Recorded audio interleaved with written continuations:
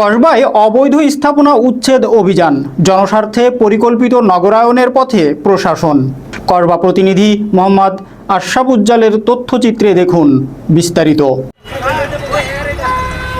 ব্রাহ্মণবাড়িয়ার কসবা উপজেলায় 13ই মে সময় দুপুর 12টা জনস্বার্থে পরিচালিত হয়েছে একটি গুরুত্বপূর্ণ উচ্ছেদ অভিযান। কসবা উপজেলার নির্বাহী কর্মকর্তা জনাব মোহাম্মদ সামিউল ইসলামের নেতৃত্বে এ অভিযান পরিচালিত হয়, যেখানে অবৈধ দোকানপাট ও ফুটপাত দখলকারী স্থাপনাগুলো উচ্ছেদ করা হয়। প্রশাসনের পক্ষ থেকে জানানো হয়, এই অভিযান পরিকল্পিত নগরায়ন, জনসাধারণের নিরাপদ চলাচল নিশ্চিতকরণ এবং শহরের পরিবেশ শৃঙ্খলায়ন করতে গৃহীত একটি নিয়মিত কার্যক্রমের অংশ। ইউএনও সামিউল ইসলাম বলেন, জনগণের চলাচলের পথ কেউ দখল করে রাখতে পারেন না। আইন অনুযায়ী ব্যবস্থা নেওয়া হচ্ছে এবং এই ধরনের অভিযান চলমান থাকবে। তবে এ অভিযানে মানবিক দিকটিও সামনে চলে আসে। কসবা পৌরসভার ক্ষুদ্র ব্যবসায়ীরা জানান, জীবিকার তাগিদে তারা ফুটপাতে ব্যবসা চালিয়ে যাচ্ছেন বহুদিন ধরেই। তারা প্রশাসনের প্রতি আহ্বান জানান যেন তাদের জন্য একটি নির্ধারিত স্থান বরাদ্দ করা হয়, যেখানে তারা নিয়ম মেনে ব্যবসা চালাতে পারেন। ব্যবসায়ীদের দাবি জানান, আমরা পরিবার নিয়ে বাঁচতে চাই, নিয়মের বাইরে যেতে চাই না, শুধু একটি সুযোগ চাই যাতে সম্মানজনকভাবে জীবিকা চালাতে পারি।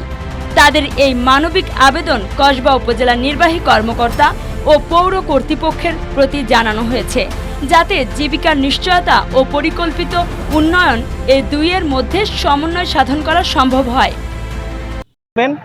যে আমাদের এই কসবার যে রাস্তাটা আছে, এই রাস্তার সাথে যে একটা ফুটপাত ছিল, এই ফুটপাতে বিভিন্ন অবৈধ ব্যবসায়ীরা তারা ফুটপাত দখল করে রেখেছিল, যার জন্য মানুষের চলাচলে যেমন অসুবিধা হচ্ছিল এবং যান চলাচল আপনারা দেখেছেন যে দীর্ঘক্ষণ এই রাস্তায় যানজট লেগে থাকতো।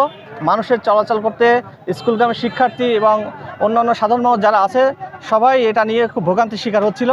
তো আমাদের গত আইনশৃঙ্খলা মিটিংয়ে এটা সিদ্ধান্ত হয়েছে, সেই সিদ্ধান্তের প্রেক্ষিতে আমরা তাদেরকে যারা অবৈধ ব্যবসায়ী ফুটপাত দখল করে রেখেছিল তাদেরকে আমরা নোটিশ করেছি এবং আপনারা নিশ্চয়ই দেখেছেন তারা স্বেচ্ছায় আজকে এই ফুটপাত থেকে তারা সরে যাচ্ছে এবং ফুটপাত দখলমুক্ত হয়েছে। আমাদের এই ফুটপাত দখলমুক্ত করতে আমাদের কসবা থানা পুলিশের আমাদের অফিসার ইনচার্জ আছেন, তার টিম আছেন, আমাদের এডিশনাল এসপি সাহেব ছিলেন, আমাদের এখানে সেনাবাহিনীর সদস্যরা আছেন, তো সবাই এবং এখানকার বিভিন্ন রাজনৈতিক সংগঠনের সম্মানিত নেতৃবৃন্দ যারা ছিলেন তারা সবাই হেল্প করছেন, প্রিন্ট ইলেকট্রনিক মিডিয়ার সাংবাদিকবৃন্দ যারা ছিলেন সবাই এবং সহযোগিতা করেছেন। তো আশা করি এটা ফুটপাত মুক্ত হয়ে গেলে আমরা এখান দিয়ে মানুষের চলাচল নিশ্চিত করতে পারবো এবং একই সাথে এই রাস্তার যে যানজটটা এটা অনেকাংশে সেটা কমে যাবে এবং মানুষের যান চলাচল স্বাভাবিক হবে, মানুষ অনেক স্বস্তিতে তাদের জীবন স্বাভাবিকভাবে চলাচল করতে পারবে। ধন্যবাদ। বলছি, আমাদের কিন্তু রাজনীতি করলে কিন্তু অনেক দায়বদ্ধতা থাকে। আমরা রাষ্ট্রীয় যে আইনগুলো এগুলো মানতে হয়, আবার পাবলিক দিকে ম্যানেজ করে আমাদের চলতে হয়। তো এখানে চলতে গেলে কিন্তু দেখা যাচ্ছে কি এই যে দোকানদারগুলো আছে সেগুলো এরা কিন্তু সবই কিন্তু আমাদের কসবা পৌরসভার দোকানদার অথবা কসবার বাইরে থেকে আসে দোকানদারি করছে। এখানে কিন্তু ফুটপাতে কারা দোকানদারি করে এই জিনিস আপনারা বুঝতে হবে। নিম্ন আয়ের যারা আছে, যাদের চলতে খুব সমস্যা হয়, তাই পরে তার ঘর সংসার তার ফ্যামিলিকে বাঁচানোর জন্য কিন্তু এখানে কিন্তু তারা কিন্তু আসে। আপনি দেখবেন যদি মানুষ যদি বেকার হয়ে যায়, চুরি ছিনতাই বিভিন্ন কারণে এরা কিন্তু জড়িয়ে যাবে, তখন কিন্তু এই দায়িত্ব কিন্তু আমাদের সমাজকে কিন্তু নিতে হবে। সর্বোপরি কিন্তু আমাদের কসবাবাসী কিন্তু জনগণ সময় এটা কিন্তু খুব একটা বাজে একটা পর্যায়ে চলে যাবে। তা আমি চাই এদেরকে অস্থায়ীভাবে যেন দোকানদারি করতে পারে এরকম ভাবে একটা জন্য তাদেরকে পুনর্বাসন করা হয়। আমাদের এখানে দোকান ছিল প্রায় 400-450 দোকানদার। আমরা এই ফুটপাতের উপরে আজকে 15-20 বছর ধরে আমরা দোকানদারি করে আমরা ছেলে সন্তান লয়ে আমরা চলে থাকতেছি। আমার দোকানে 3টা দোকানে মনে করো আমার লোক আছে প্রায় 12 জনের ফ্যামিলি গুলো আমার উচিত চলতেছে। প্রতিটা দোকানের মাঝে মনে করো 5-6 জন দোকানদার একটা দোকানে 5-6 জন কাজ করে তারা সংসারটা চালাই আসছে। তাহলে আমরা মনে করি চালু ওইটা করেছে আমরা ড্রেন পরিষ্কার করবে করে মনে করেন জনগণের স্বার্থে আমাদের একটা সরকারি জায়গা যে কোনো জায়গায় একটা নির্ধারিত করে দেবে, দিয়ে মনে করেন আমরা দোকানদারি করার সুযোগ দিবে। তো আমরা টিউন স্যারের কথা রক্ষা করে আমরা মনে করেন আমরা উনির কথা শুনে আমরা মনে বলছি আমরা ভাঙা দিতেছি। উনির কথা করে আমরা সরকারি আইন মাইনে আমরা নিজেরাই ভাঙছি উনির অনুমতিতে।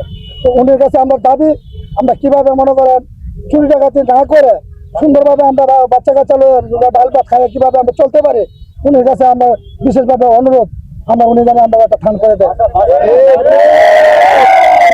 মনে করেন আমরা সংসারে আমরা মনে করি এইভাবে একটা পালতে পারি, আমরা তো চুরি ডাকাতি করা তো সম্ভব না। আমরা রাজনীতি করছে 17 বছর, মনে করেন আওয়ামী লীগের 43টা মামলা দিচ্ছে আমাকে, এই 43টা মামলা এই দোকানের উপরে চলছে, এই দোকানে ছিল আমাদের চলতেছে। আমরা তো মনে করেন কোনো অত্যাচার জুলুম অত্যাচার তো করতে পারতেছি না, আমরা দোকানদারি করে ভাত খাই, বাজারে আজকে 30 বছর ধরে দোকানদারি করি।